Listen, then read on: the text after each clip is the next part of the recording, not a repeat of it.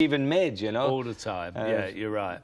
Anyway, we'll find out about that on Sunday. But to find out the latest from up there in the England camp, we've got our man Jim's up there, and JR is there. Jay Rosenthal. So let's link up with Jim.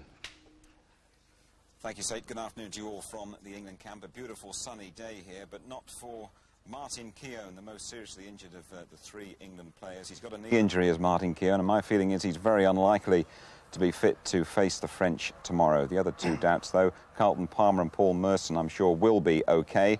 And the fellow alongside me, Trevor Stephen, is going to face some players, Trevor, who you're pretty familiar with, aren't you? Yeah, I know the players pretty well. At least 7 or 8 of them, which is the vast majority of their team. I play with them week in, week out at Marseille, and I do know their games and their habits generally, so if there's any information I can pass on to the manager, we'll be doing that this afternoon, probably. Do you agree with the theory that the French have peaked too early for these championships? If you look at the French team over the last 20 games, they've been very consistent, so you can't really say that they've peaked too early. I think they've been pretty consistent, haven't they? Their one defeat was against England at Wembley, and even in that game I thought they played relatively well. So they're a consistent performing team. So you know, we're going to have our work cut out, but you know, we've no worries about it. You know, we'll play as we can, I'm sure, and do well against them. OK, Trevor, we're back in Stockholm. The Saint and Greavsie both want to have a word with you. On you go, boys. James? Well, Trev, how's morale there? Because you've taken a bit of a pounding in the press, everybody, but how do you feel about things? We've got a point from the first game. That's the way we are looking at it now. We're being positive about it. We've got France on Sunday. It's a big game for us. It's a big game for them. If we can win it, we're in a healthy position to go further in the competition. And we're certainly in a positive frame of mind. We've got a few injuries, but whether that's going to rule people out of this game, I don't know as yet. But we're going to train this afternoon and see. Well, Papin's obviously the danger, but where else can you see the danger coming from, should there be any? I can't really look further than Papin. I think he's their main threat. We've got to stop, I think, in midfield, the delivery of passes to Papin. We know what sort of pass he looks for. If we can stop that, we'll cut half his game out.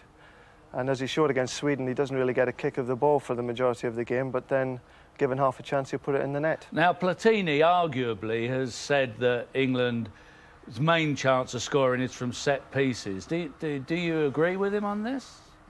I think there's always a chance for any team to score from set pieces. We'll be looking to score goals from anywhere. If we can get one and get in the lead in this game, then it'll be interesting to see how the French cope with us after that. I must say, looking at the game, Trevor, it appeared to me that you'd worked very hard at your set plays, but your general build-up play and free play, it looked as if nobody really knew what they were trying to do. Well, the first game's always difficult, Saint, so we're pleased to have 1 point out of this game. If you look back, as has been said before, to the '88 championships, we had no points after 3 games. Yes. We've got to have a positive attitude, and all right, things didn't go smoothly in our build-up in the game against Denmark. But we have the point, and we can go into the French game with a bit of confidence, I'm sure. Yeah, well, you have a few injuries. Another central defender. I mean, do the boys not feel there's maybe a jinx on you? No, we don't feel that. We've obviously got injuries, a few problems, but if we can put 11 players out, we'll give a good performance. Now, Papin said you taught him to speak English, Trev. For the life of me, I can't understand why. Is that true? With a Burnley accent. Yeah, a Burnley accent. Well, it's actually a northeast accent, yeah. He does like to practice his English on me, so I try to get my French in, but he's an overpowering sort of lad, and he tries to get the English in first. But he's a nice lad off the field. I hope he has a bad night on Sunday. That's all I can say. Yeah. Well, thanks very much for joining us, Trev. Oh, pleasure. Good luck to you and all the lads. Thank you very much, Jim. Right, there you are. Time for a break now. In part 2, we'll be concentrating on Scotland's group with yesterday's action, and we'll be speaking live to the man who was such a star for the Scots yesterday in Gothenburg, Captain Richard Gough. Join us after the break.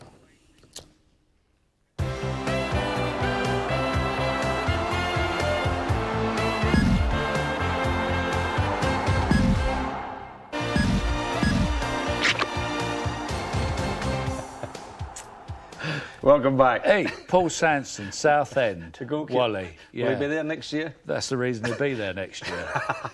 Right. OK, now to Group 2, where Scotland's task before the tournament started looked a daunting one.